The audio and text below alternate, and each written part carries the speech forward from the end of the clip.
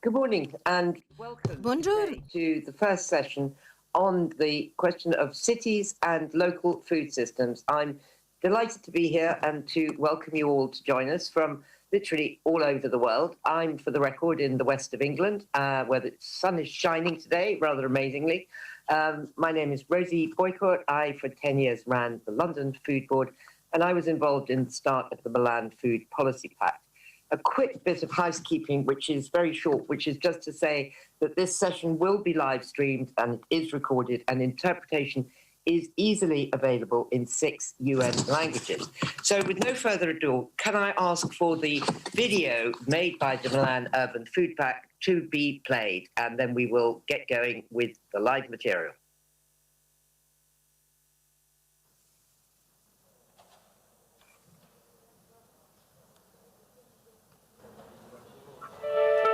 We have connected cities around the world and millions of people who inhabit them. We have worked together to overcome challenges.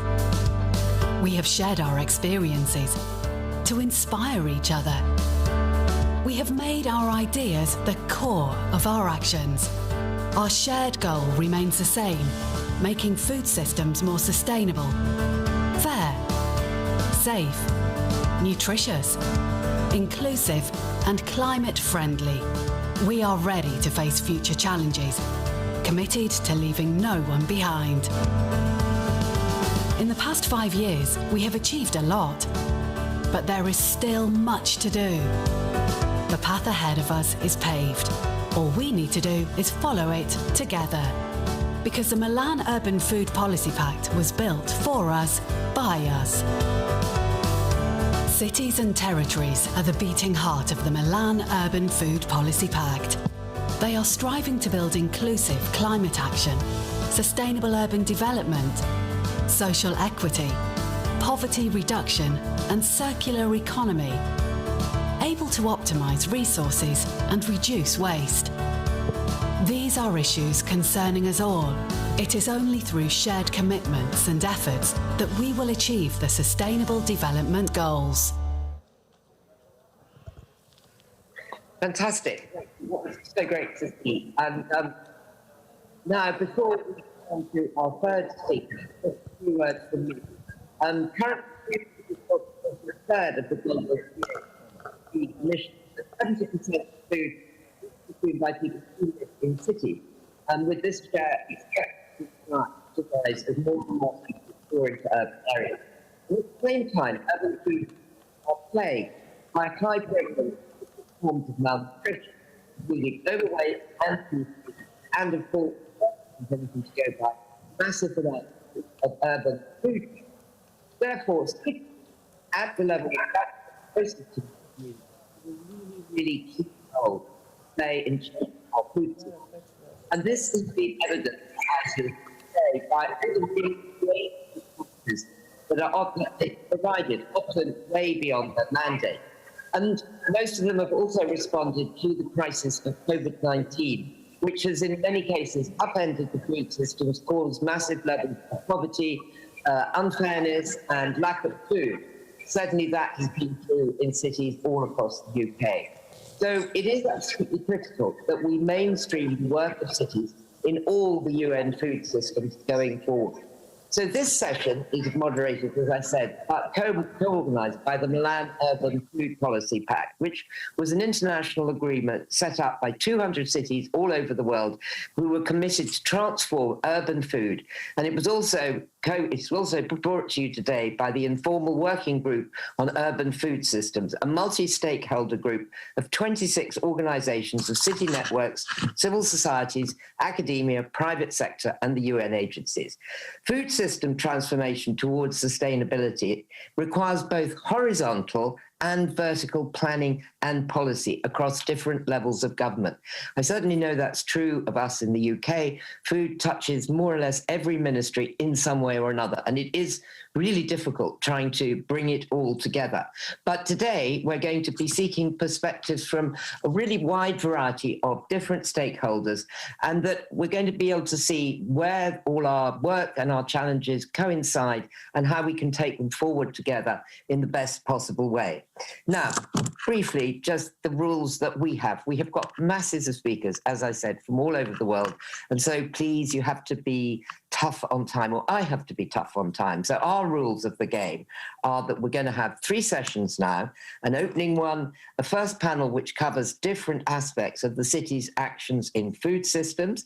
And finally, our last panel is going to be on the need for an urban coalition. So our speakers will talk for 4 minutes, and I will come back on screen and sort of at the edge just before the end of their talks, which is a signal to please not stop dead, but please start to wind up. And then if it's relevant because of the time, we'll have a few questions and then move on to the next one. As I said, we've got lots of exciting things to both listen to and watch in the form of videos that some countries have sent in. So I'd now like to begin, and I'm extremely pleased that we're introducing this morning to you the Honourable Giuseppe Scala, who is the Mayor of Milan.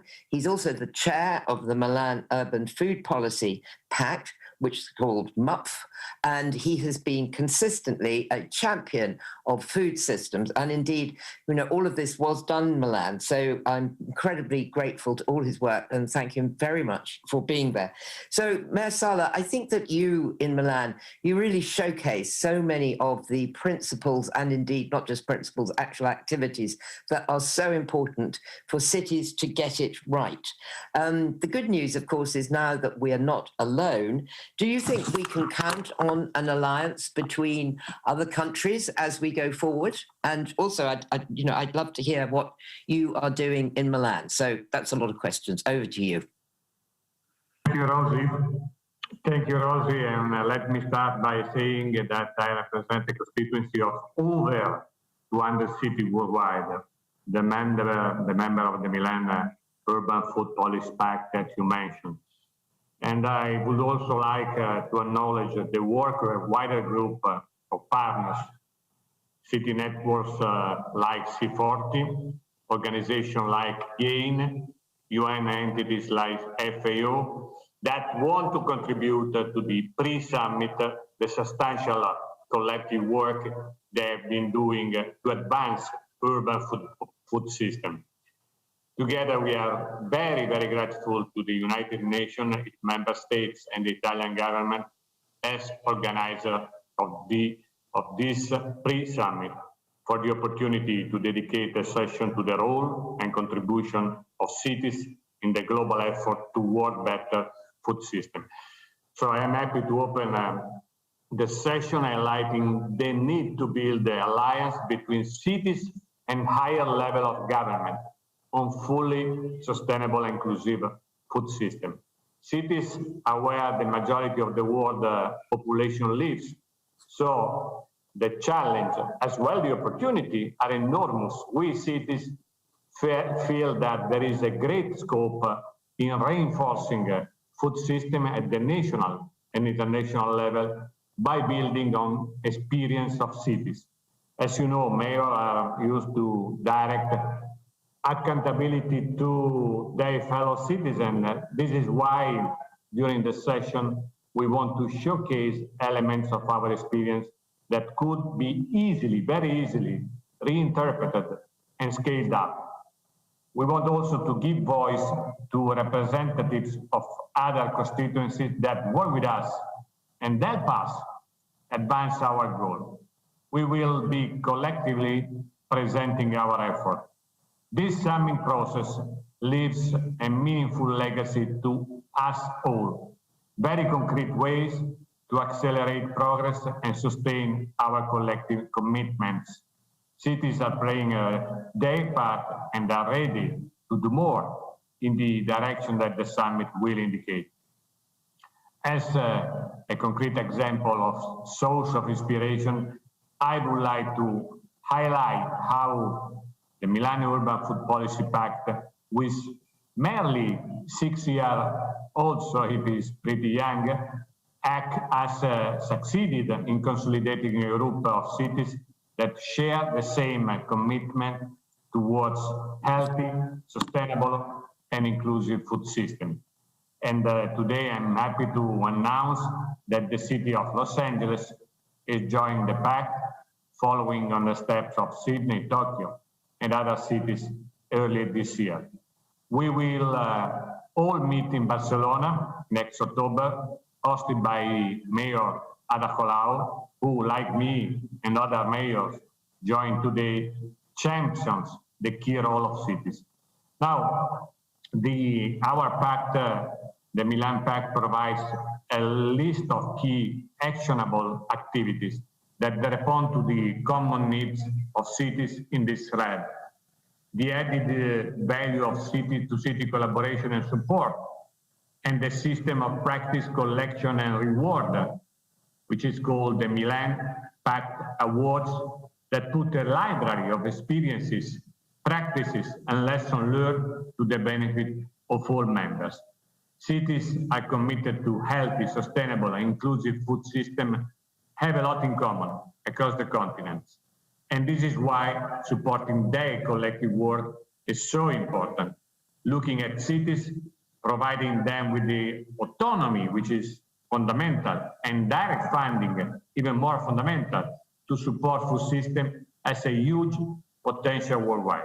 We cities call for the support from higher level of government, the private sector, civil society, and academia to raise their ambition and commitments in the search of innovation, sustaining a scaling up and inclusivity in urban food system. We know well that we need the collaboration of all actors to achieve the very ambitious goal we are setting here. There will be no inclusive food system if their components will not be inclusive as well. There will be no sustainable food system if they do not take the planet and the people into consideration at the only single step of development. There will be no healthy food system that do not sustain our collective health. We feel that this summit is the opportunity of a lifetime to change the course of how we feed the planet. The COVID-19 pandemic has made it even more clear that we are in this together and can achieve our collective goals only by raising the bar together and support each other. Happy session to all. Thank you.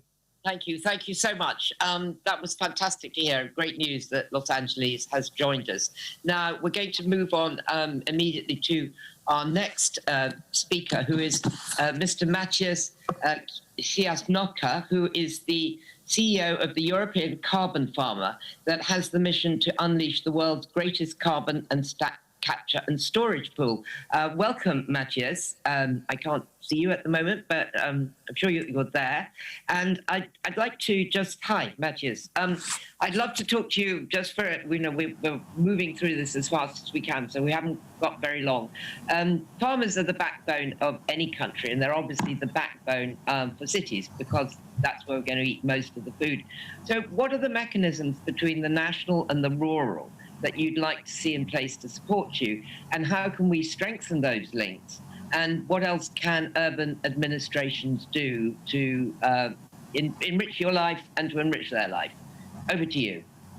Thank you, Rosie, and thank you, Mayor Sara, for convening the session and being the leadership behind Milan Urban Food Policy Pact.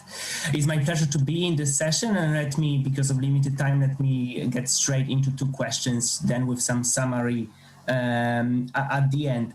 In terms of the mechanisms between national and local governments that I would like to see, I think I have three major points to make.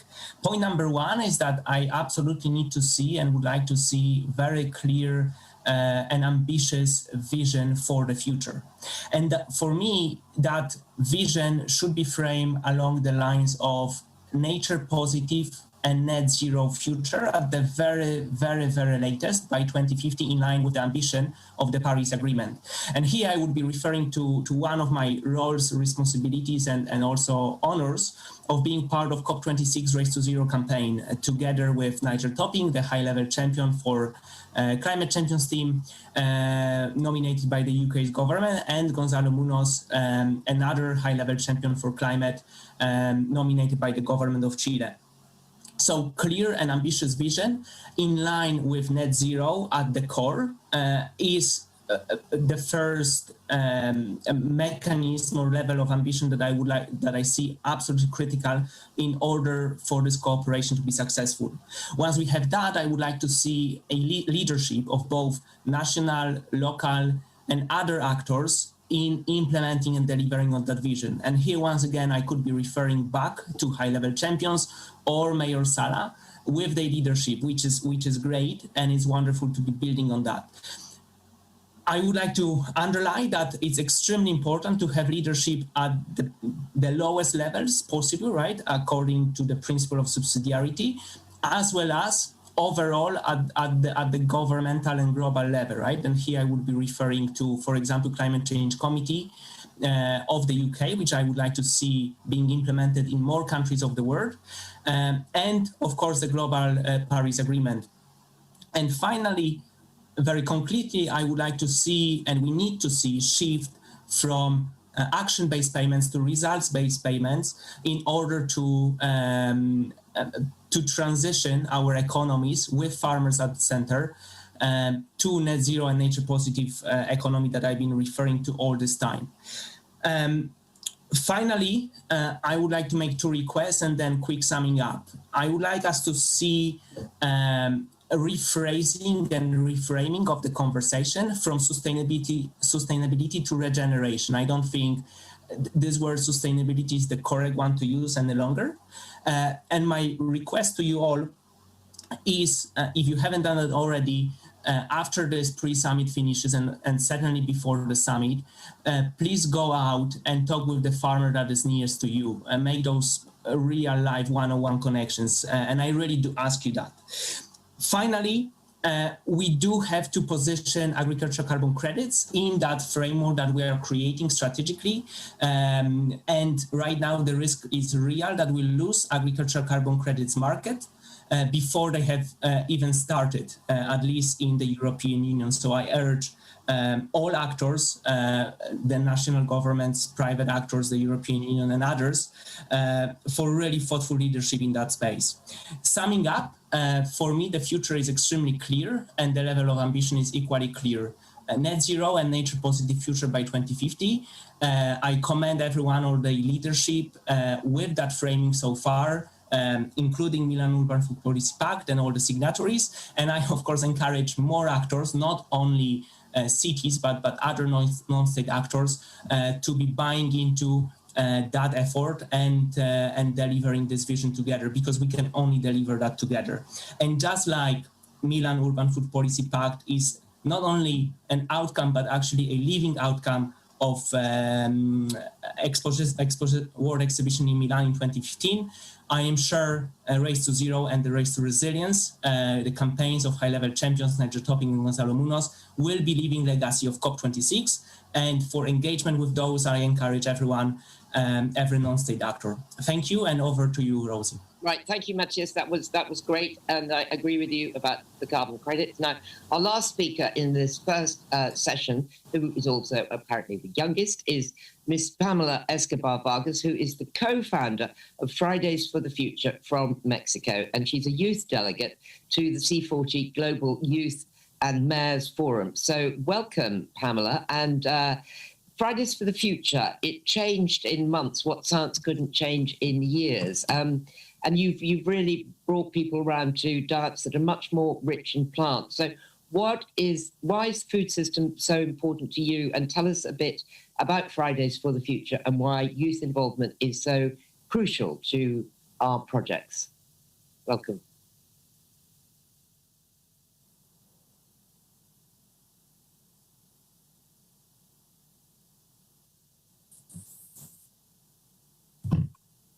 Thank you. The global food system is killing millions of people and animals, accentuating the global emergency and deepening inequities within international society. And we have to accept that this is the result of a whole civilized system, that of neoliberal capitalism, which promotes overconsumption and irrational overproduction for the benefit of a privileged minority.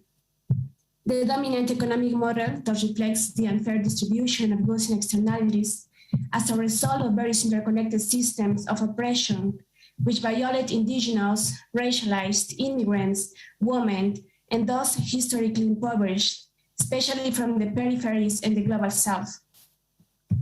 We have to accept, too, that the victims are also of other species. Billions of animals that feel and suffer like us are objectified, exploited, and killed due to speciesism and anthropocentrism. Today, there is no doubt that the way we consume and produce foods affects us all, as it's directly linked with climate change, human, animal, and ecosystem health. Keeping this food system unchanged, especially if the population continues to grow, will worryingly exceed the safe limits for the conservation of life of the planet. As you already know, extinctions, climate collapse, and pandemics such as COVID-19 are threats that will get worse, and it's your obligation to work on solutions urgently. The transformation towards a sustainable, healthy, and fair diet won't be possible if a radical, systemic, and structural change is not carried out. One that accepts the infeasibility of necropolitics of capitalism, the injustice of its position, and of any oppressive system. To do this, we, the young people, demand an equitable redistribution of food systems, reducing and regulating the monopoly financial power of transnational agri-food companies, and on the other hand, claiming the rights of farmers, indigenous people, and local businesses to return the food sovereignty that has been taken from them. Additionally, it's essential to move towards plant-based food models through actions such as the elimination of industrial livestock and the adoption of vegetable menus in school, hospitals, and other facilities. Achieving this requires awareness of sustainable food system and bioethics, promoting fair ways of living not focused on consuming and competing, but on building collective happiness with empathy, cooperation, and solidarity towards all the inhabitants of the planet. Millions of young people are already working on it, fighting at different scales for socio-environmental justice, fighting against all forms of domination, whether it's protesting in the streets, working in collectives, or changing their habits. You, who have the political power to make these changes, show us that you put life before capital, that you have the will to move towards fair food systems that contemplate the best solutions presented at this summit, work cross-sectorally and vertically between cities, national governments, and the private sector. Promote efficient links between young people and diplomats, creating alliances to give synergistic follow-up to the proposals. Young people will continue to observe you from Fridays for Future and other social movements. So respond to this with courage and efficiency for your lives and those of your loved ones, for the lives of all of us who inhabit in this planet. We cannot wait for another summit. We must act now. And always remember this, we will never stop fighting for a fair planet for everyone. Pamela, that was wonderful. Thank you. It's so great that you joined us from Mexico, and that was really inspiring. And I look forward to being able to watch your work over the years to come. Now, that's the end of our first session. So we now move on promptly. I'm aware that we're a tiny bit behind time, but everyone's going to, me included, hurry up. We're now going to start diving deep into some of the actions that are needed to carry all these great ambitions and plans out. So our first topic is going to be food and social protection, which is, of course, what the last year has been about through the pandemic. I chair a charity called Feeding Britain, and we have never been so busy. So I'm thrilled to, first of all, start with introducing to you Councillor Asha Craig, who is Deputy Mayor for Communities, Equalities and Public Health in Bristol. Asha is, in fact, not very far from me. So, Asha, Bristol's one of our leading food cities, and I know all the amazing work that you have all been doing for years. Can you tell us about the social protection and the resilience and how you've interwoven those into the politics of your city? Over to you. Thank you, Rosie. It's great to be here today sharing our Grazie, sono felice di essere qui oggi. Sono lieta di poter presentare l'approccio di Bristol e anche come stiamo affrontando la protezione sociale e altre iniziative. Quindi quest'anno per la prima volta è stata pubblicata la strategia alimentare nazionale, la prima rassegna indipendente sui sistemi alimentari in Inghilterra in 75 anni e definisce i cambiamenti ai sistemi e all'alimentazione necessari per raggiungere gli obiettivi in termini di salute, clima e ecologia. Noi stiamo lavorando con Westminster affinché possa lavorare con noi per dare a tutti i bambini accesso a cibo accessibile e sano, così che possano essere in salute, più felici e più produttivi. Le nostre politiche di approvvigionamento alimentare e servizi di catering assicurano che il cibo sia sostenibile e sano e abbiamo introdotto anche una politica che vieta la pubblicità di cibo, di junk food. La nostra partnership vuole avere un approccio più ampio che integri tutti i sistemi alimentari integrali.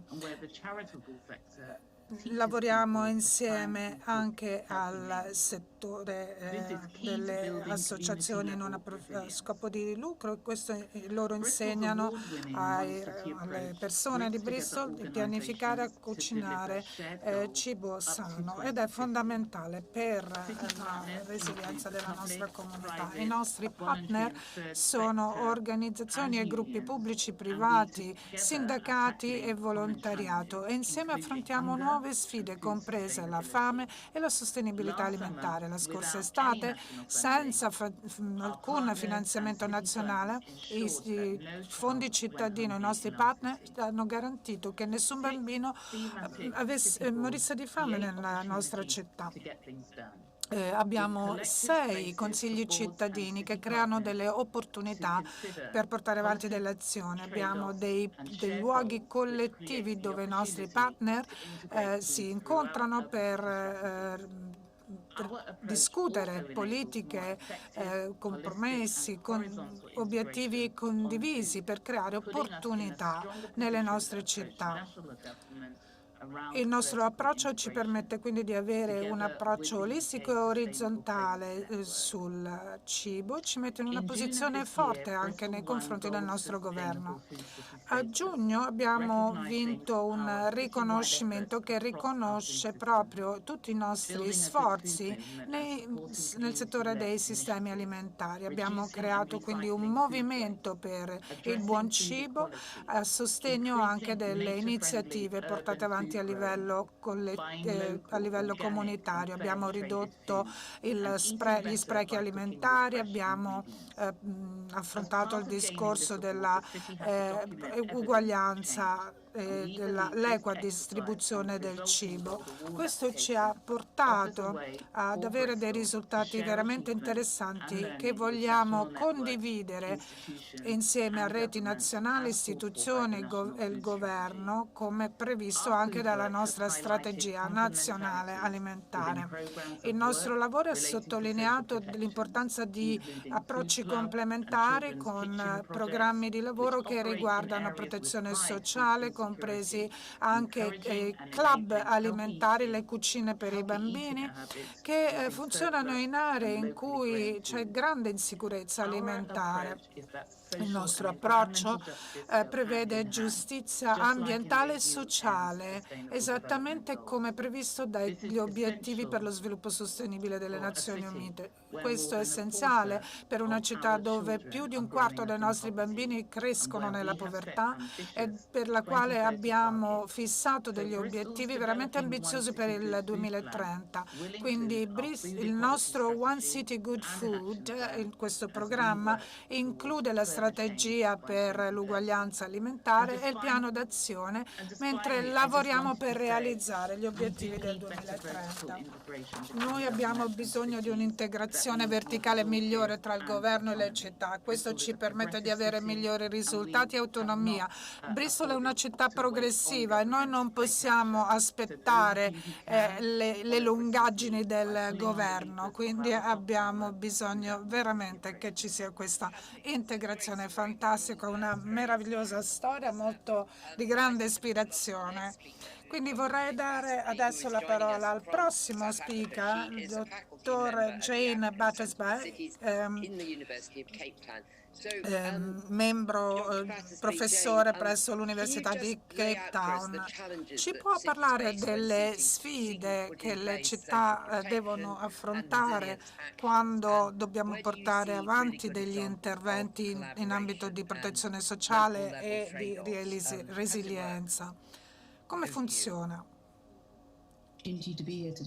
Grazie, sono lieta di essere qui. Dal punto di vista africano è veramente fondamentale adesso considerare delle azioni per la sicurezza alimentare. Abbiamo una serie of food insecurity and a rapid increase in diet-related non-communicable diseases centered in urban areas. Not only that, but the food systems in urban areas are transitioning at a rapid rate and profoundly impacting the food systems all around them.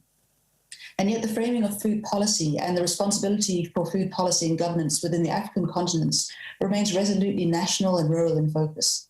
This needs to change. So I've been asked to speak on the theme of social protection and resilience, which is interesting because social protection hasn't really been considered as an urban mandate across the continent. And the absence of a clear mandate has left local government relatively undercapacitated to develop and to roll out projects at scale, which are well tailored to local needs. However, at the same time, there's considerable civil society-led social protection in place. And so I think there's real opportunities for governments to act within existing mandates to leverage the work that's being done by civil society as a means to address food insecurity and food systems challenges. In terms of resilience, a number of African cities are rolling out resilience programs and policies, particularly now in the light of COVID and COVID++, COVID plus the compounding factors of climate change, of political unrest, etc.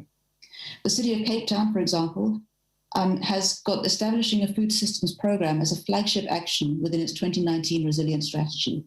This is focused on building resilience of food systems components that fall under local government's competence, like safety, disposal, urban agriculture, public markets, etc., in order to improve access to affordable, nutritious food for all, focusing specifically on vulnerable communities, thus linking social protection and resilience.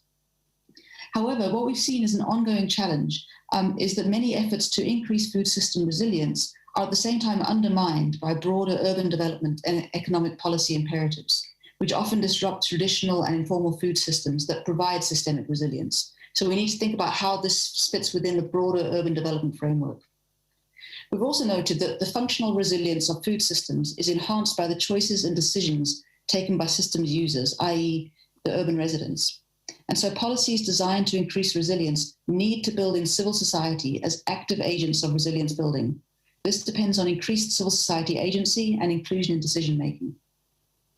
I think local governments are unique, and they have unique characteristics that enable them to serve as transformative agents in the food system.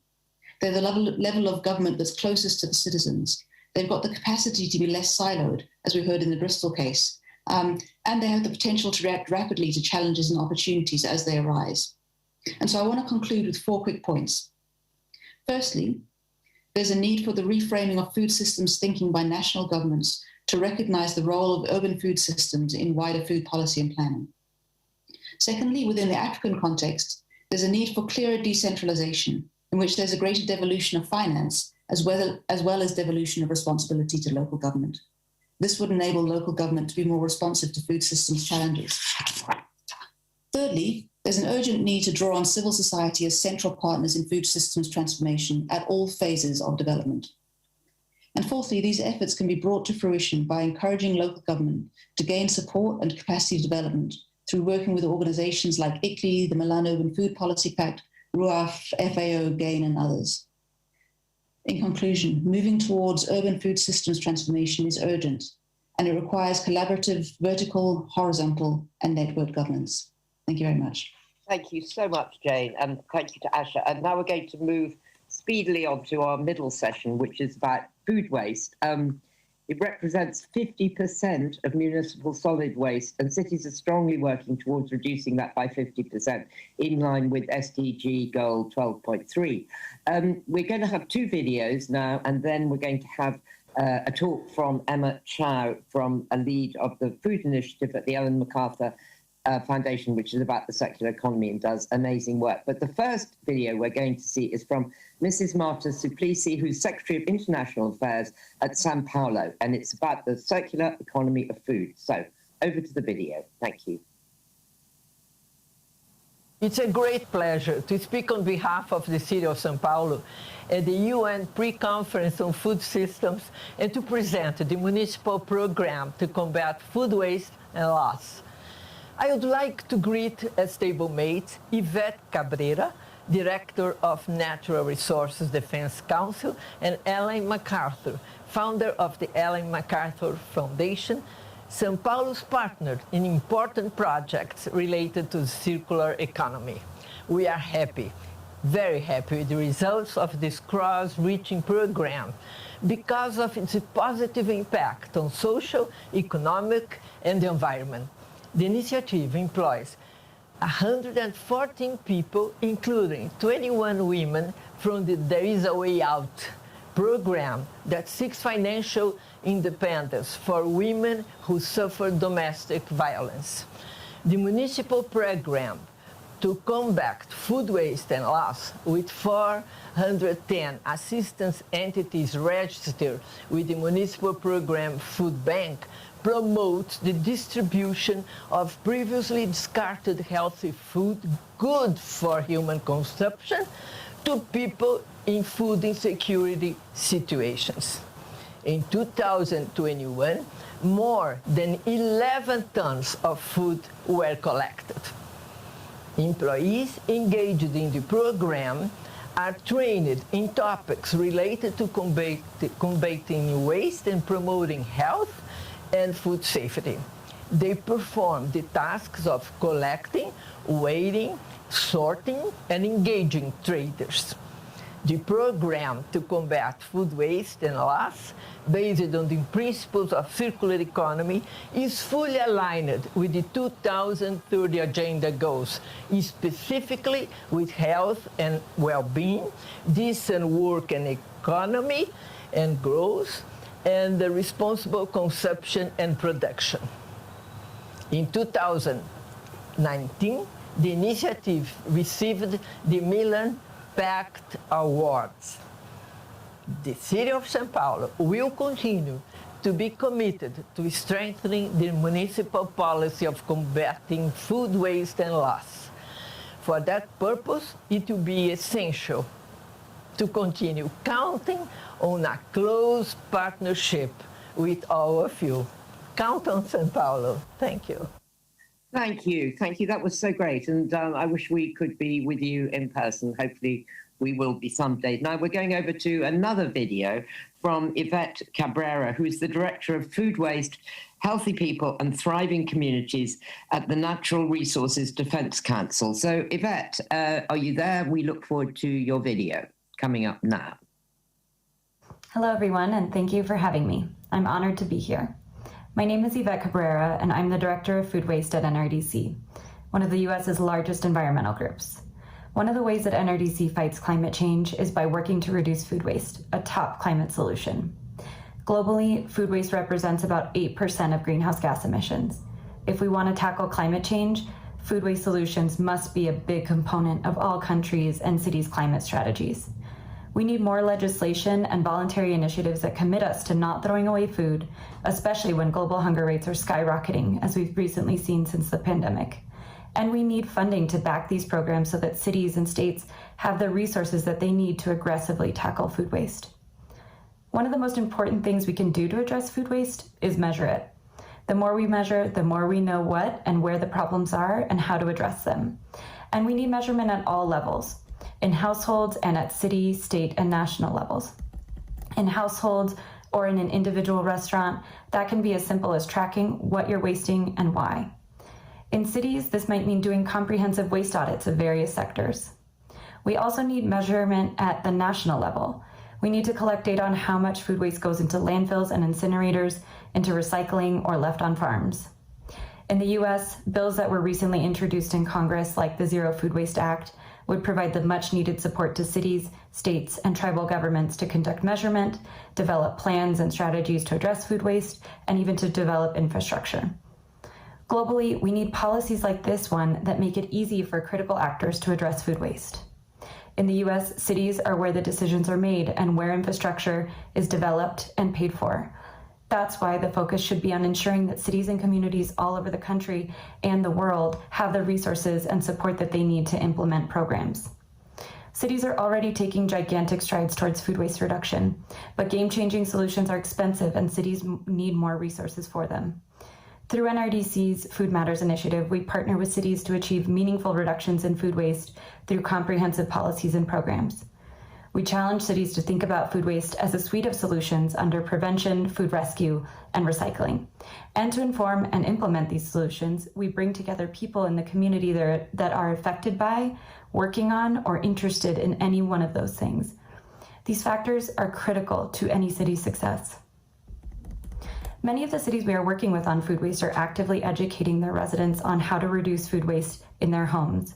In the US and in many developed countries, consumers are the largest single source of food waste. And for a diverse nation of 322 million people, wasting food emerges as an embarrassing unifier. No matter our age, gender, economic status, or education level, we all waste food. But we can also take steps to waste less food in our homes. Since 2016, NRDC has run a consumer awareness campaign in the US called Save the Food to help people understand the role of household food waste and equip them with the tools that they need to reduce food waste in their kitchens. One of the things we encourage people to do is only buy what they'll use and use everything they buy. Most of the time, we're purchasing too much food because of good intentions, but we need to do a reality check on these habits if we're going to make a dent in food waste. We need to better understand why we waste food in our homes in order to take steps to correct it, and the tools to do so exist. Cities are key partners in ensuring that residents have the tools that they need, and this is just one example of strategies that cities can implement to move the dial on food waste reduction. Another area that we collaborate with cities is in understanding how they can create a stronger food rescue system. Historically, when we've talked about food waste infrastructure in the US and in many other countries as well, we've meant composting and anaerobic digestion. But with the pandemic, cities are becoming increasingly interested in rescuing more food. Cities have had to rapidly mobilize to ensure that resources are in place to rescue surplus food and redistribute it to people in need, making sure good food ends up in people's plates and not in landfills or incinerators. Cities are already leading the charge on food waste, but they can't do it alone. Cities need money. They need it to do more education for their residents and businesses, to measure their food waste, to develop food rescue and recycling infrastructure, and to develop important end markets. They need support from their federal government and state governments, and companies, small and large, need to step up to support too, to help us come up with solutions and to implement the solutions as well. Cities are resourceful. They glean best practices from each other, they evolve to meet their residents' needs, and they support each other to not reinvent the wheel. Conversations like this one today and having global goals and coalitions help cities to contextualize themselves as part of a movement, because we are in this together to address food waste for the people and for the planet. Thank you. Thank you so much. Thank you. That was fantastic, Yvette. Really informative and really, again, inspirational stuff. So our final speaker in this session is Emma Chow, who works for the Ellen MacArthur Foundation, who has really pioneered all the ideas about the circular economy. You have worked with a lot of cities, Emma, on looking at the circular economy. What are the key things that you've found? And I'm afraid we're already slithering a bit on time, so I'm going to have to urge you to keep very tight on your answers. I'm sorry, but a big welcome to you. Thank you, Rosie. And when we talk about food in cities, it's not just about what happens in the urban boundaries. What's really important here is also understanding how the impacts of cities have well beyond their boundaries. And so cities have this massive influence on the entire food system. And it's because of their consumption power. By 2050, we expect about 80% of the world's food to be eaten in cities. So let's fast forward to 2050 and we can imagine a positive vision where every urban citizen has access to nutritious food that's grown regeneratively in ways that are helping nature and the people who grew it to thrive, and also sourced locally where relevant, because there's 40% of the world's cropland in existing peri-urban areas today. So we're reconnecting urban consumption with the local production. And we're creating this feedback loop where no food in cities is going wasted, but actually that food that we can eat, that surplus, is redistributed to help tackle food insecurity issues. And we're taking the parts of the food that we can't eat and turning it into products we can use. So that might be compost, biofertilizers that are going back out to the surrounding farmland, but also there's innovative solutions like biomaterials, building materials, et cetera, that can be used in the broader bioeconomy. So in such a future, cities are playing a critical role in achieving a net zero and nature positive goals that are being laid out today while supporting farmer livelihoods long term. And this is in deep contrast to the highly linear system today. And that's where circular economy principles can be brought in. And you heard from Sao Paulo a few minutes ago, one of the 3 cities alongside New York and London, who we've been working with to really demonstrate what does application of circular economy look like on the ground in different contexts, because food is always local. It always needs to be designed for local contexts. And what's really important here is it's not just about cities, the municipalities leading, but the importance of engaging across sectors. And it's up to every food system actor in urban environments to be playing their part, and new types of collaboration. That's been part of our role and learning journey over these past couple of years through the experience, is how to create a common vision that speaks to all of these actors who can then rally around and find new ways to collaborate and really go beyond just trying to undo damage and optimize the current linear system to fundamentally redesign it. So it's a big undertaking when you're going on this systemic change path, but needs that orchestration and it needs that common vision. And that's where circular economy can come in multiple folds. So I'll stop there because I know we're tight on time. Oh, Emma, thank you so much. Yes, that's fantastically interesting. I didn't know that 80% of the food was going to be eaten in cities by 2050. That's incredibly, pretty chilling, but anyway, staggering statistic, which I will remember and work about in my head. So our next bunch of speakers is something very dear to me because I've campaigned a lot for it in England, and it's about the necessity of school meals, essentially, free school meals offered in cities. Our first speaker, I'm delighted to say, is Ms. Meti Tamrat, who's from the School of Health and Nutrition as an advisor to the mayor of Addis Ababa, and you've taken the lead on school meals. So, Meti, can you tell us about it, and also very briefly, why, in your opinion, it is absolutely key for cities to do this? And again, like I had to urge with Emma, we're tight on time, so if you can keep your answer brief, I'd be really grateful. Welcome, anyway, welcome. Okay, thank you very much, Ms. Rosie. Thank you so much for having me here. And it's my pleasure to attend such kind of meeting. It's my first to attend in City and Local Food System Summit. So as you mentioned, I'm working as a school feeding coordinator, and also now I'm mayor advisor in school feeding and school health and nutrition part. So I would like to start, this program is critical, especially for 2 main reasons in our context. The first one is studies also show that more than 57% of public school children come to school with empty stomach. And also most of school dropouts and absenteeism is due to shortage of daily meals, and 16% of, according to our study, 16% of class repetition is also associated with malnutrition and also short hunger.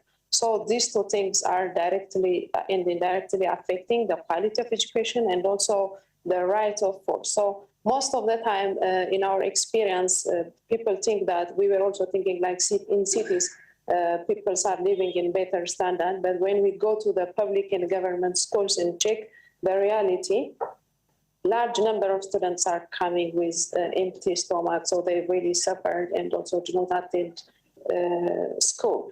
So how the government started the program? Before the government started or launched this school feeding program, there were different initiatives. For example, one of the familiar initiative which was established by the former First Lady, Wazir Roman Tesfaye.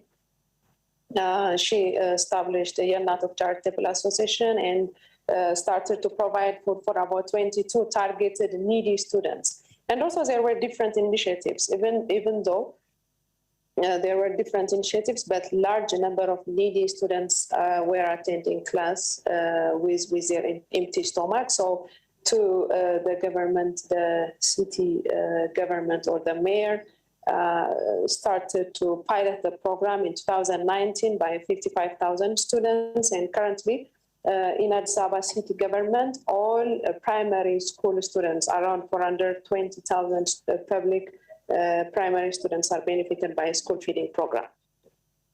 So this school feeding program now giving relief for especially students who come from destitute families because they get breakfast and also lunch twice in a day. It also creates a job for about 10,000 poor women, and those women are the mother of children, so they get and recruit in the school as a cook, and also they just care more for the kids than would other groups care for children that are not their family. Therefore, providing meal in school is lifting some of the burden of the poorest residents of the city, and also which is contributing to the attainment of the objective of sustainable development goals of like zero hunger, improving the quality of education, gender equality, good health and well-being, etc. for toddlers. So we see school feeding as a very good opportunity to achieve most of the sustainable, it contributes a lot for those sustainable development goals.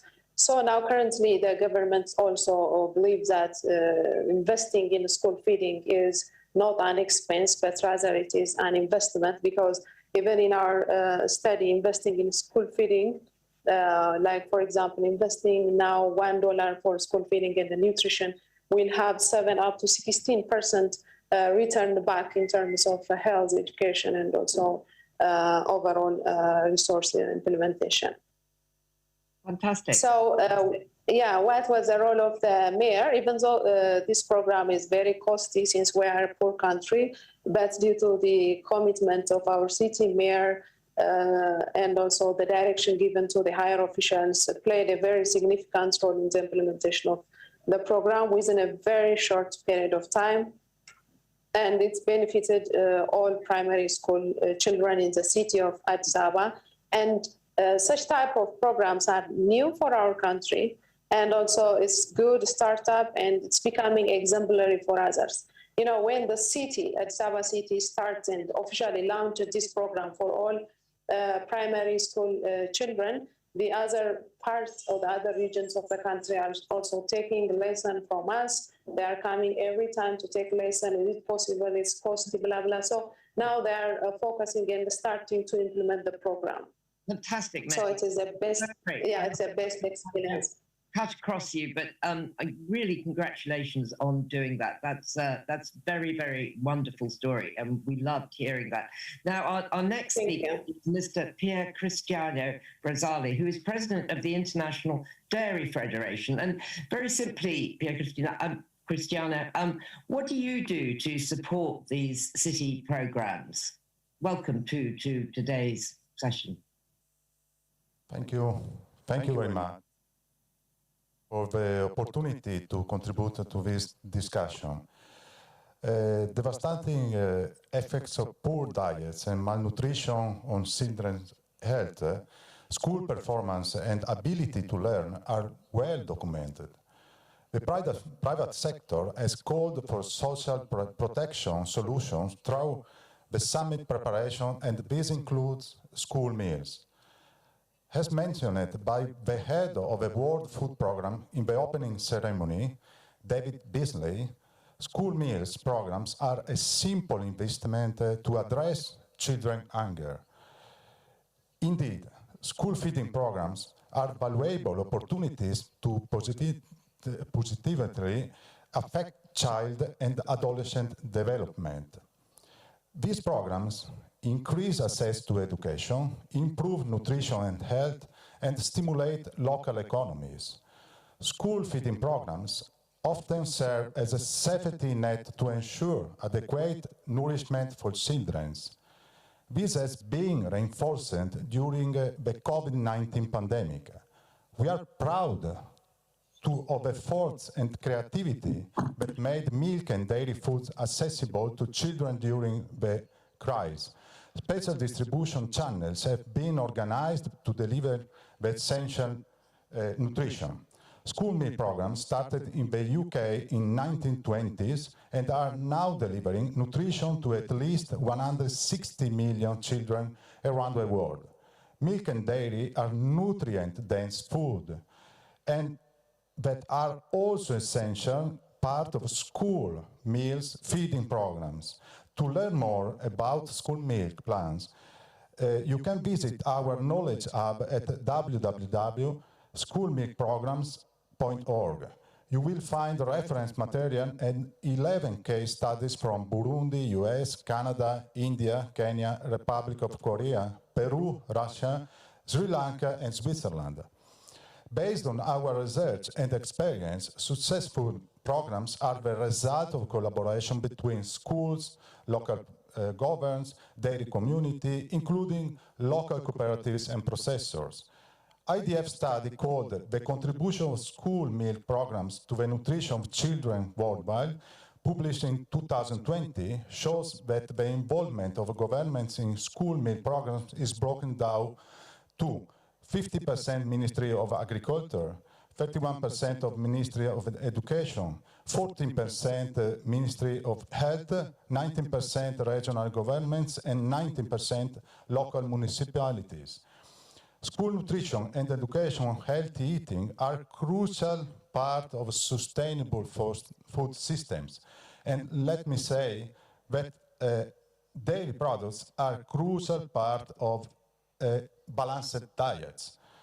The International Dairy Federation is pleased to support the School Milk Coalition of Action, and we encourage member states to join. And now, let me raise a glass of milk and drink some milk. Thank you very much. Oh, thank you so much, Cristiano. That was brilliant. And yes, I think we undervalue the nutritional values of simple dairy products like milk and how important they are.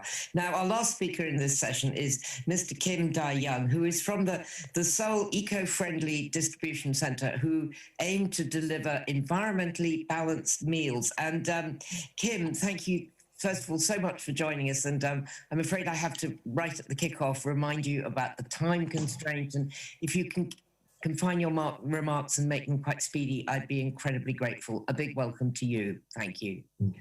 Thank you, Rosie. I will start by explaining for school meal supply system. For your information, school lunch is free from elementary to high school in Korea, and its local government supports the cost of food.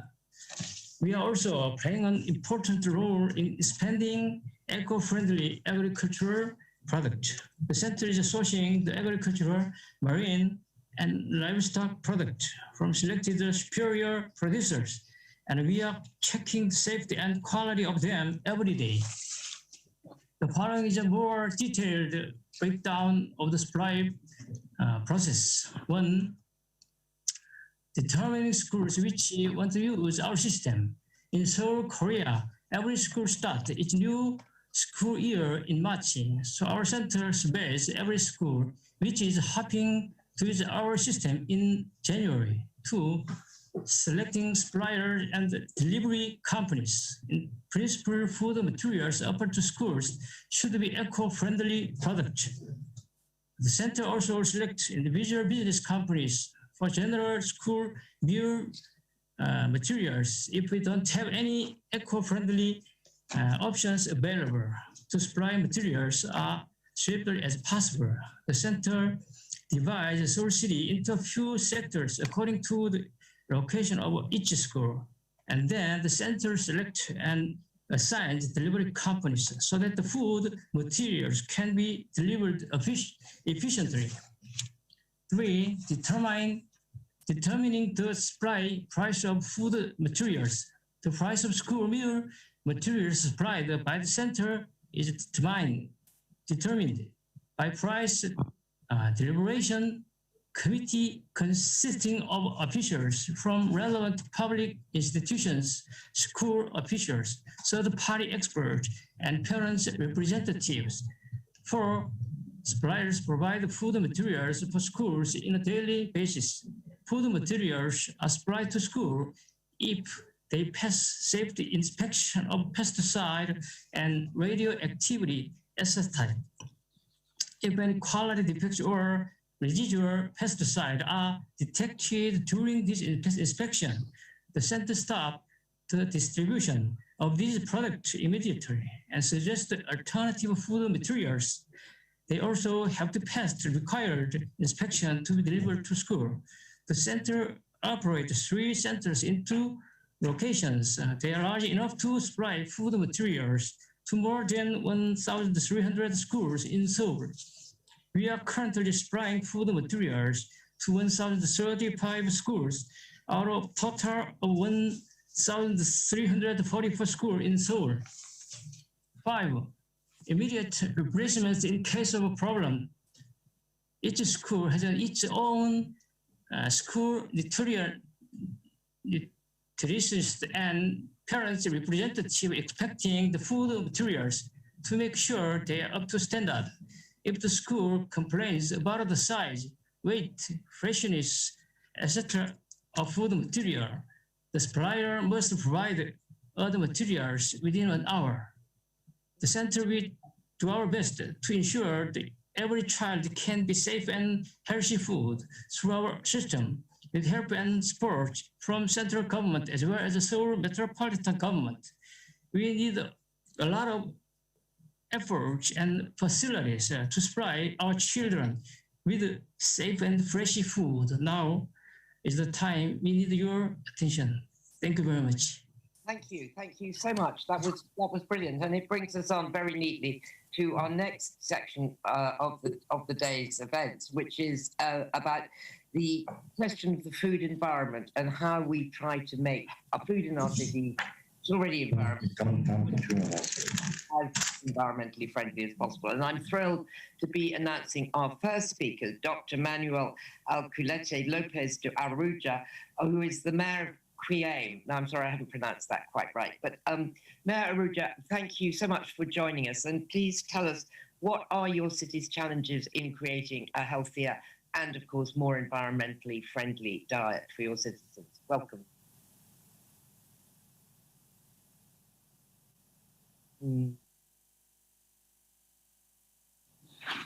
Okay, do we have a problem with this? Maybe I should move on to our next speaker. Okay, all right, if you're online and it would be okay, can I welcome then Ms. Nancy Roman, who is the CEO of Partnerships for a Healthy America, and you are devoted your lives to working with the private sector to ensure the health of America's youth. Are you there online? And in which case, a big welcome. Hi, good morning. So thank you so much. What are the partnership mechanisms that you have between national, local, and the private level to ensure that you produce healthy and sustainable food? Thank you so much for joining us. Can you come off mute? I'm here physically present. Can you hear me? Okay. I'm so sorry. Hello? Okay. Hello, yes. Welcome. Okay, well, thank you, Rosie. It's a pleasure to be here and to hear from so many leaders all over the world, truly inspirational. And I have to say, having worked on hunger and nutrition at the United Nations World Food Program on the global level, running the largest community organization in the United States in Washington, serving the hungry, And now, as head of Michelle Obama's Partnership for a Healthier America, I've seen from 3 very different vantage points the power of cities and local government to affect real change. And I've been inspired about what I've heard. A couple of brief points. You know, you're big enough to have impact, yet small enough to be agile, often more agile than state and local governments. And what can be done? Well, some of you are doing it already, of course. You know, updating and revising procurement rules to favor nutritious and nature-positive foods. I agree very much with the calls to use nature-positive instead of sustainable, which I think more accurately describes what we're talking about. Second, you know, really invest to the extent that you have resources and get them to this purpose. Invest in making it easier to store and move vegetables and fruits and legumes. These are the nature-positive foods. And then a third point I want to make that I think is so often underappreciated. You know, we obviously understand that demand shapes supply, but we forget the extent to which supply shapes demand. And I think cities really, really have power to think about that. The supply that you feature and showcase can shape the demand of your citizens for healthy, good food. And here's how we're doing it with a program we have. In partnership, yes, with the private sector and foundations, we are providing 12 weeks of free produce, super high quality produce to families in need. But at the end, and why 12 weeks? Because that's the period of time which data shows that if a family receives a serving a day, every meal for 7 days a week, 12 successive weeks, they establish a habit for produce. And once that habit is established, we challenge the private sector to come in and meet that demand ongoing at affordable prices. And it's not surprising that we have been funded to implement this program in now almost 30 cities. And we're continuing to do that because it helps to shape and drive the demand. The last point I'd make is really link whatever you're doing on the charitable side to the retail side. What I have found everywhere as I've worked all across Africa, Asia, the United States, Latin America, in every urban setting, there are communities where you have free distributed access, and then the next step is food that's beyond reach in price. We need to be building those interim steps that make food affordable to people who can and will buy healthy food, and they're not priced out of the market. So I could go on, but in the interest of time, I'll stop. Anyone who wants to work on these issues, I'm here and available and happy to engage. Nancy, thank you. That was really interesting. I personally, I would love to hear more about that 12-week trial period. I didn't know that, and that's riveting. Our next speaker is Mr. Jeff Risom, who's a partner and Chief Innovation Officer with Gell Architects. What kind of tools, Jeff, do cities need in order to ensure increasing the healthy supplies of food, like food hubs, gardens? How do we turn this around? And welcome to you. Oh, the floor is yours. Thank you. Thank you very much. A real pleasure to be with you all today. And I really want to, I think to some extent, build upon Nancy's last comments and talk about the scalable, actionable design solutions that will invite urban residents towards choosing healthier foods and changing some of their habits. So sort of focusing on people between the supply and demand side that Nancy was mentioning. And really what I hope is that we can create a call for city leaders and advocates, but also private corporations to collaborate to make the healthy, sustainable, affordable food choice the easy choice for people in cities. And so what I mean by that is that, you know, typically we've thought maybe that way that we eat has to do with our conscious choice and made in response to signals of hunger or personal feeling. But we know now more and more that the way our communities are designed, what we call the foodscape, the public space, public life, and the access to food places really influence our food behavior.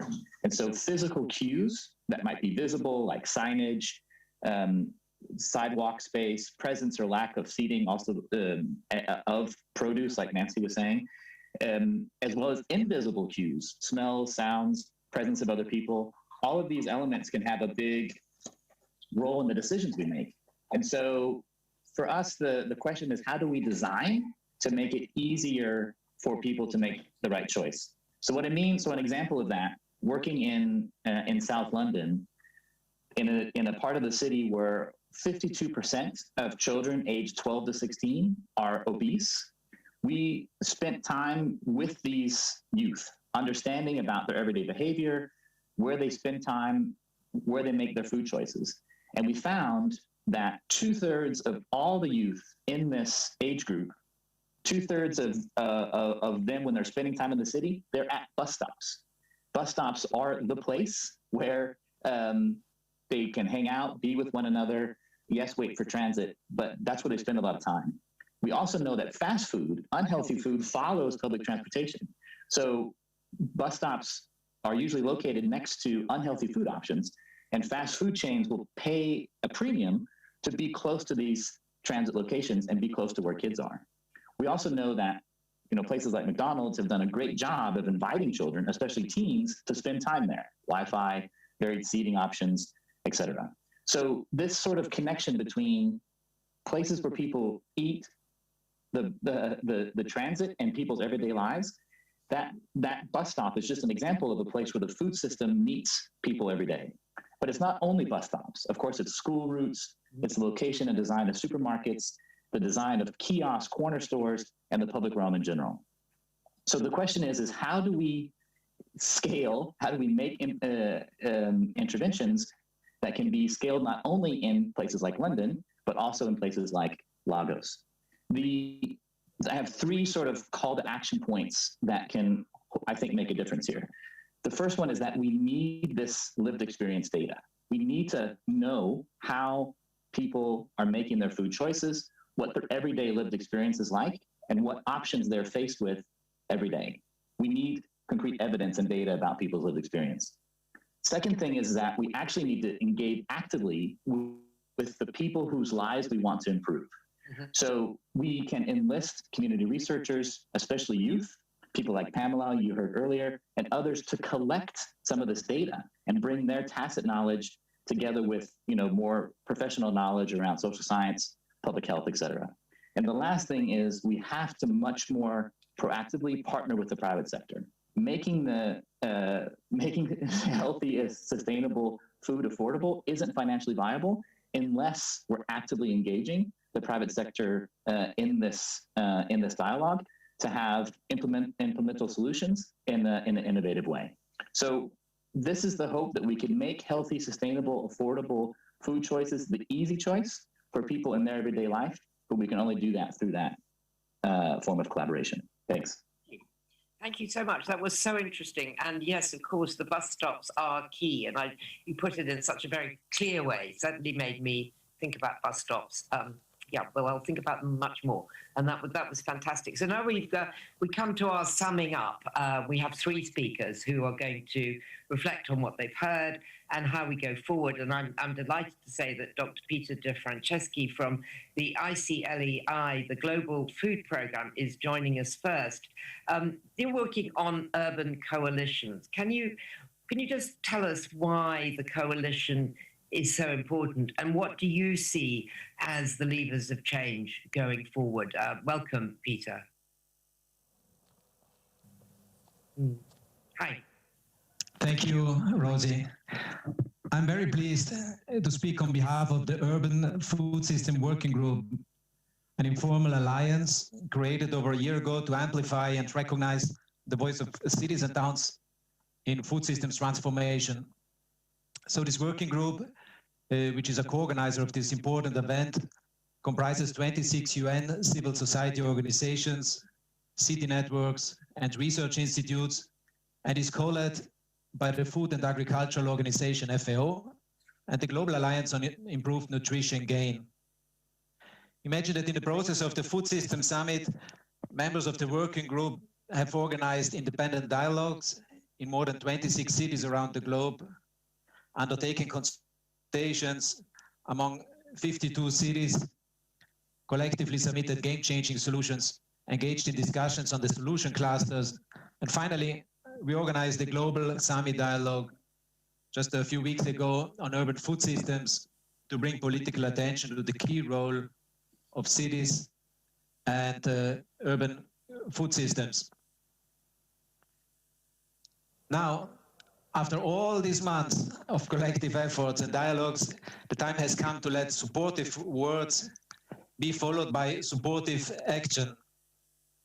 We, the members of the working group, are calling upon cities, national governments, and all partners to join the call to action to support the establishment of a coalition on urban food systems as a key outcome and legacy of the summit.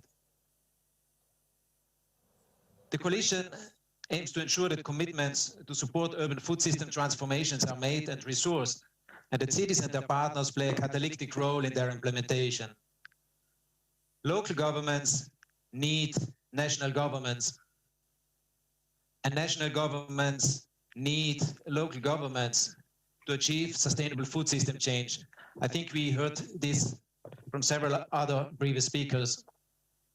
So why is it important to act now and to support a coalition in urban food systems? Well, first, there is an urgent need to promote systemic and cross-sectoral food systems management and to develop such capacity at the urban and territorial level. Even here, previous speakers raised important entry points to this comprehensive approach. Second, the coalition will create a space for dialogue and strengthen food system linkages between the national and subnational government, thus promoting vertical and horizontal coherence and integration between policies, plans, and programs. Thirdly, the coalition will leverage the work and expertise of existing networks and initiatives to promote integrated action on the ground and meaningful engagement of local actors. Fourth, the socially innovative mechanisms of multi-stakeholder food governance will be promoted. Think of food policy councils or similar community-based mechanisms that were mentioned throughout the previous speaks to ensure the active participation of all stakeholders, because that's what sustainable urban food systems are about.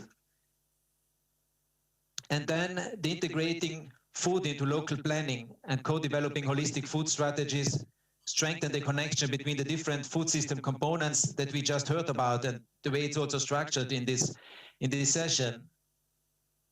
Food waste, procurement, food environments.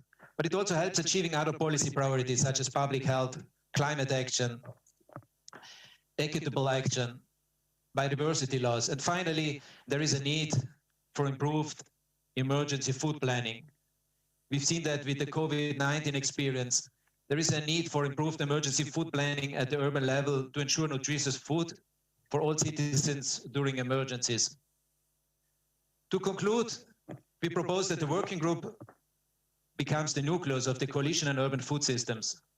We need the support of all stakeholders at all levels, in particular national governments, who will be the catalysts of change for turning summit commitments into realities. A food system summit legacy without cities is a food system summit legacy without people, because it is in cities where most people live and most food is eaten. Thank you so much. That was fantastic. Thank you. And I'm really pleased to say that we have Dr. Manuel Aculete Lopez do Aruja, who has now joined us from Mozambique. Dr. Manuel, are you there? And will you come in and address the conference on the question of your city's experience about creating healthier environments? Oh, there you are. A big welcome. The floor is yours now. Thank you. Thank you very much, Rosette, and I'm really sorry for the connection problem. First of all, allow me to thank Mayor Salas for his leadership during all these years with regard to food policy worldwide. We have been following his lead, and I think that Milan City and Milan municipality have been playing a very important role in spreading this message for the need of a food system worldwide. Quelimane City is the capital of Zambezia province in Mozambique. It's a medium city with about 400,000 inhabitants, and it's also a coastal city, making it actually one of the most vulnerable in terms of climate change, thus putting further pressure on issues related to food system.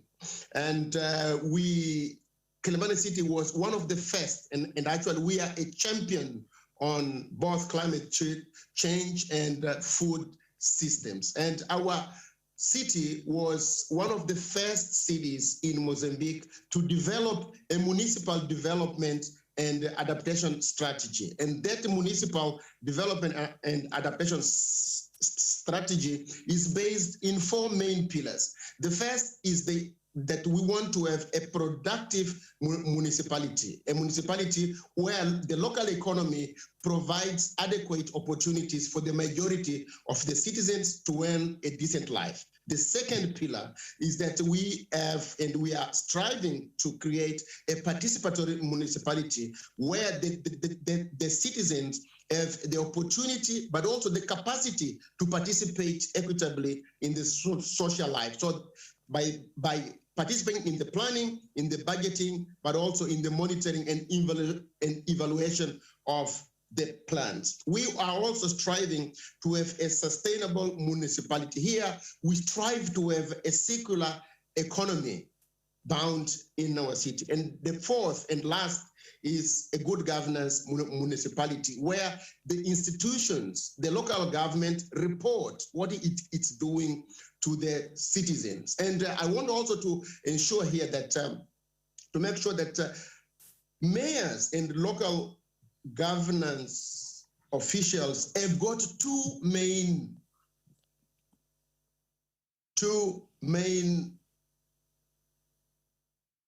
advantages when compared to other levels of governance. The first is that the mayors and local government are elected by their peers. So the issue of legitimacy, it's very important in achieving the objectives that we are setting up, including all the SDGs. But the other also is the issue of proximity, because mayors are close to where the problems are. So the issue of food is at the core of any local governance. And in the case of Quelimane, and this is the example I want to share, is that we were facing with two critical problems. The first was the issue of waste management, and the second was the issue of nutrition. Our city was one with the highest levels, about 52% of the population were undernourished. So through creating a food system, we managed to tackle these two critical problems, waste management and nutrition. What did we do? We partnered with the private sector, with the universities in our city, but also with two NGOs from Milan, which is Manites and Seralim, and we came up with a project that were aimed at transforming the waste into compost. So by transforming the waste into compost, we, with one stroke, managed to solve these two critical issues. One, which is waste management, and the second issue of nutrition. How we train farmers on how to use compost, on new techniques to develop in their farms, but also we managed to intervene in the transport system, because we were having a lot of food waste during not only in the fields, but also when they were transporting this food from the farm to the market. We also had a third challenge, which was to improve the system at the market level. And lastly, just to finish, we are teaching our farmers on how best to combine the different products that they are producing to have a more nutritious food outcome. Okay, thank you so much. Thank you so much for joining us. And I'm so glad that your internet managed to work and we were able to include you in the session. So I want to come back to the last session in the last few minutes of the event and come to Miss Bettina Bergman Madsen, who's the Chief Procurement Officer at Copenhagen. Copenhagen, as everyone knows, has been a trailblazer in terms of food policy. And Bettina, how are you doing it? Well, thank you. Can you hear me now? Yes. Everybody? Perfect. Thank you for giving me the opportunity to speak on behalf of the Danish delegation and share with you the experience of creating a multi-sectoral national food procurement officer network in Denmark. I can only nod to what everybody else has been saying. It's so important and crucial that we all work together. In Denmark, the local authority is responsible for the meals served to children, the elderly and social vulnerable people in public institutions, and hereby also the public food procurement. Copenhagen has in the past 15 years been procured for organic and sustainable, climate-friendly and healthy public meals. The requirements of the tender include extra evaluation points for fairly traded food and supporting diversity in fruit and vegetables that are seasonally produced, with an extra, as an example, for example, can be mentioned the potatoes. The potato is not just a potato. There are actually so many different kinds of them, and they are ready to be harvested at different times during the year, very dependent on also where they are grown. The procurement also includes the SDG measurable goals on including food waste and packaging, lowering CO2 emission, and giving more evaluation points to climate-friendly food. Procurement can and will always be a very powerful tool to support a healthier food system if you use it correctly. As a part of the ICLAI and FAO partnership, we organized an independent dialogue where I brought real potatoes just like these into the virtual room. This was in a, we are opening up our tenders for small and medium-sized firms and farmers on focusing on an upcoming tender that are only aimed at potatoes in Copenhagen to include these small scale farmers. It may seem like I'm crazy about potatoes, but they are just a symbol of an ingredients that are very important in the traditional Danish cooking. It is also important that the two examples I want to tell you about, how local government can work with national government on supporting sustainable food system. Firstly, the Danish Ministry of Environment established a network of food procurement officers from all cities and towns in Denmark when adapting the European Green Public Procurement Guidelines into a Danish context. In the very beginning, very few procurement officers tried to incorporate sustainable criteria and SDGs into their tendering process due to the lack of knowledge.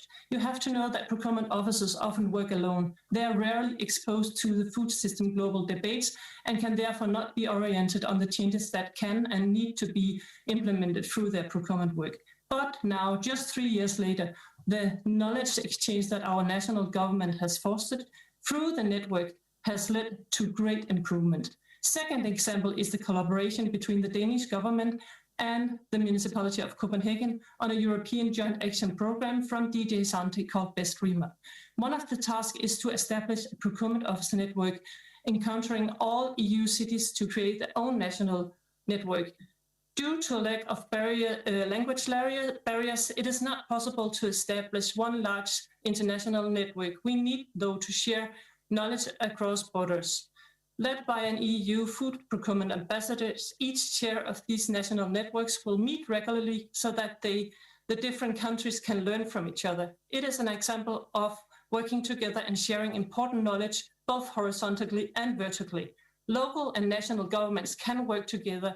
This is just two of the Danish examples on how it can be done. Final note, to implement global action like those of the SDGs more quickly, it would be useful to connect these national networks at the UN level through the procurement ambassadors. And the ambassadors would be able to inform as well as adapt and test input from global debates before bringing them to the national networks where procurement officers from around the world can help to understand why it is important to know that a potato is not just a potato, and how we all can help create a more sustainable and climate-friendly food system. It is so important. We need to work closer together across all sectors. In this way, we can change what are so urgently needed, and the implementation can happen so much faster. Thank you for having me here. I look forward to the rest of this event and for being a part of the hard work that lies ahead of us. Thank you very, very much. And as ever, it's always inspirational to hear from Copenhagen. Now, our last speaker today in this session is on stage already. She's Miss Christine Gould, who is the founder and the CEO of Thought for Food, which is an extremely good title. Christine, what are the innovative, multidisciplinary and multi-stakeholder mechanisms for ensuring the inclusivity and the engagement of younger people? Welcome. And I know that I'm up against time, so I will be quick. In my organization, Thought for Food, we do work with youth, millennials and Gen Zs all around the world to create and accelerate and invest in cutting-edge science and tech-based solutions that solve food and agriculture's most important challenges. Our approach is really important and very next-gen, not just because of the demographic we work with, but also because we focus on new approaches that are highly collaborative and impact-focused. As we look at today's global landscape, there are two important demographic patterns that stand out, and those have been touched on today. It's rapid urbanization and huge, bulging youth populations. Cities are growing and they are becoming younger, especially in developing countries. This is a phenomenon that cannot be ignored, but it's also a huge opportunity for food systems transformation. Our world's youth represent an unprecedented force for innovation. By the numbers, they are the most educated, entrepreneurial, digitally savvy, and socially conscious generations the world has ever seen.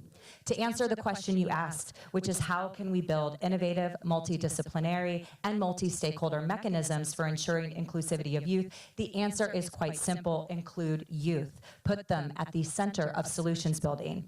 Every city that wants to attract talent, business, and investment requires a supportive and collaborative community to serve as an integral part of its 21st century economy. Investing in things like community labs and maker spaces, incubators, design thinking labs, innovation challenges, any type of initiative that can break down barriers and unite diverse disciplines like science, policy, entrepreneurship, architecture, urban planning, art, design, and more. Cities should cultivate this collaborative innovation ecosystem. The more collaborative and multidisciplinary the communities are, the more competitive and attractive they become, and the stronger they get. Cities are and should continue to be the experiment station, the labs for innovation and approaches that can be tried out, tested, and if they work, scaled rapidly. Cities are the entrepreneurial innovation engines for food systems change, and the fuel for this engine can be the creativity, energy, and passion of youth. In summary, to shift food systems, practitioners, policymakers, donors, and youth can co-create effective initiatives that build truly inclusive circular cities, cities that unleash the potential of youth for today and tomorrow. Thank you very much. Thank you so much. Thank you so much, Christine. I'm so glad that you were able to join us. And that was a fantastic session and fantastic contribution on which to end, to just put forward so powerfully the case for the importance of cities, the amount of us that are going to live there, and also, as you said, the power of youth within the cities to transform the system. Thank you very much to the Milan Urban Food Policy Pact for bringing everyone together. I think one of the common themes is about collaboration. Another common theme is obviously that the cities are innovative, but we need to share best practice through sessions like that. So on that note, I'm going to say thank you very, very much to all our speakers and to wish you a great day in the rest of the conference, and goodbye.